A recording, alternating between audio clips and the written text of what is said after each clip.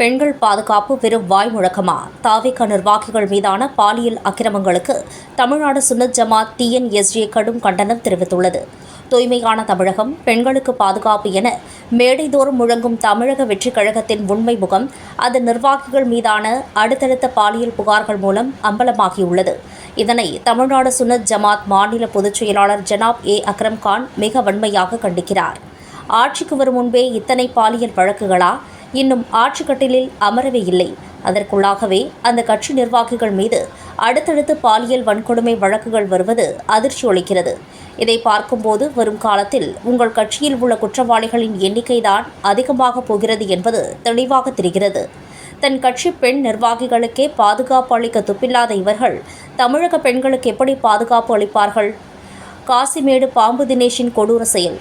காசிமேடு பகுதி தாவேகா நிர்வாகி பாம்பு தினேஷ் என்பவர் 10 வயது சிறுமிக்கு பாலியல் வன்கொடுமை செய்ததோடு மட்டுமல்லாமல் யாரிடமாவது சொன்னால் விளைவு மோசமாக இருக்கும் என அந்த பிஞ்சு சிறுமியை தொடர்ந்து மிரட்டியும் வந்துள்ளார்.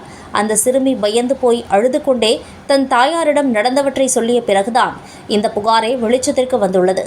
காசிமேடு காவல் நிலையத்தில் போக்சோ சட்டத்தின் கீழ் இவன் மீது வழக்கு உள்ள நிலையில் இத்தகைய மிருகங்களுக்கு அரசியல் கட்சியில் என்ன வேலை? பூந்தமல்லி வேட்பாளர் பிரகாசம் என்கிற குட்டி. இதேபோல் பூந்தமல்லி தொகுதி வேட்பாளர் பிரகாசம் மீது அதே கட்சியைச் சேர்ந்த பெண் நிர்வாகி மார்ச் 31, 2026 அன்று திருவள்ளூர் மாவட்ட SP அலுவலகத்தில் பாலியல் வன்கொடுமை புகார் அளித்தார். ஏப்ரல் 1, 2026 அன்று இவர் மீது 6 பிரிவுகளின் கீழ் வழக்கு பதிவு செய்யப்பட்டது.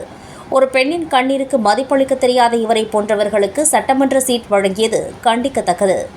ஜனாப் அக்ரம் கான் விடுத்துள்ள கடும் எச்சரிக்கை.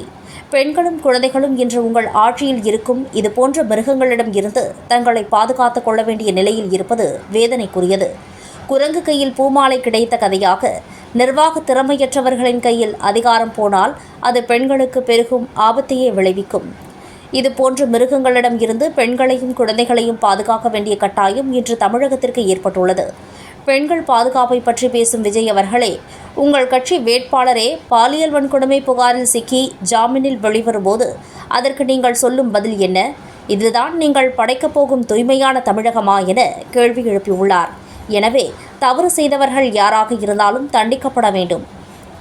அப்போதுதான் சட்டம் ஒழுங்கு நிலைநாட்டப்படும் என தெரிவித்துள்ளார்.